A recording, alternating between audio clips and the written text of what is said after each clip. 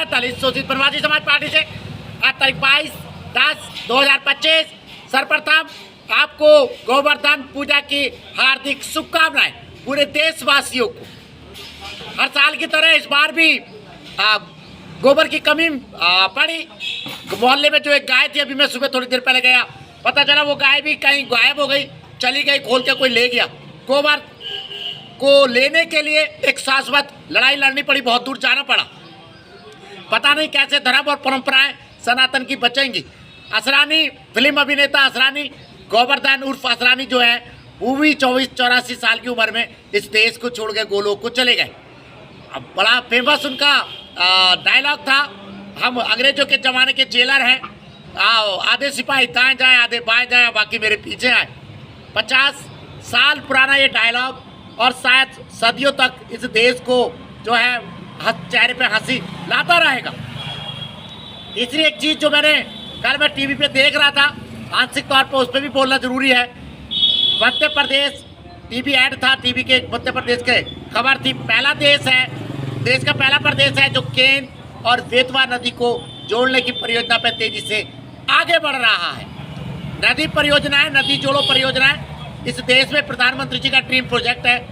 और मैं एक बार फिर उन्हें निवेदन करूंगा, हर नदी का अपना जल है, हर जल की अपनी एक प्रकृति है, उसको यूं करके मिला देना जैव विविधता को नष्ट कर देना है। दोस्तों, गोवर्धन पूजा की मैं बात कर रहा था। सनातन संस्कृति में जो धर्म है वो प्रकृति से जुड़े हैं, जीव जंतुओं से जुड़े हैं। और जब वो जीव जंतु प्रकृति खत्म हो जाएगी, चूंकि सारे धर्म प्रकृति के से सामंजस्य हैं, तो संकट तो सनातन धर्म और परंपरा पे आएगा ही। गाय गायब हो रही हैं, पशुधन गायब हो रहा है। पता नहीं कैसे हम अपने धर्म और परंपरा को बचाएंगे, समाज को ज़रूर सोचना चाहिए। असरानी ने 50 साल तक इस देश को मुस्कुराने का मौका दिया है।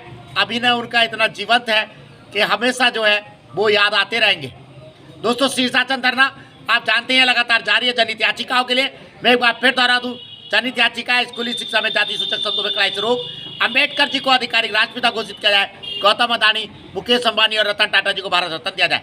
यूट्यूब चैनल आप जानते हैं सत्यप्रिय सक्सेना के नाम से लगता है, बढ़ाइएगा, सब्सक्राइब कीजिएगा। लास्ट में एक बात बस केन बेतवा नदी की पर है, नदियों के जोड़ने की परियोजना पे।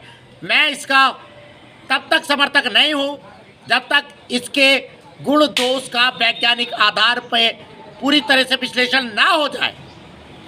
ईश्वर ने, परमपिता परमेश्वर ने हर पौधे को, हर जीव को अलग अलग गुण दिए हैं। आम के भी सैकड़ों प्रजातियां हैं, गाय की भी, सेब की भी। इसीलिए है आप मिला के एक नया जीव पैदा करने की कोशिश कर रहे हैं। नदी जोड़ी परियोजनाएं, मैं बस सिर्फ यही कहना चाहता हूँ, नदी जोड़ो परियोजनाएं पे कड़ा करके संधान होना चाहिए, तभी उसको आगे बढ़ाना चाहिए। हार्दिक शुभकामनाएं दीपोत्सव की, दीप परंपरा की। आनंद लीजिए धर्मों पर्वों का, शांतिपूर्वक बनाइए, आनंद से बनाइए। धन्यवाद, नमस्कार।